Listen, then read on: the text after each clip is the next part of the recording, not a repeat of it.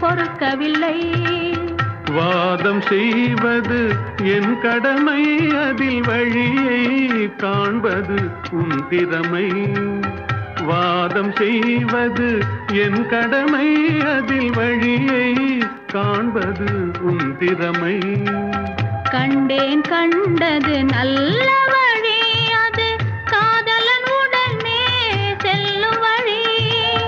கண்டேன் கண்டது நல்ல வழி, அது காதலன் உடனே செல்லும் வழி.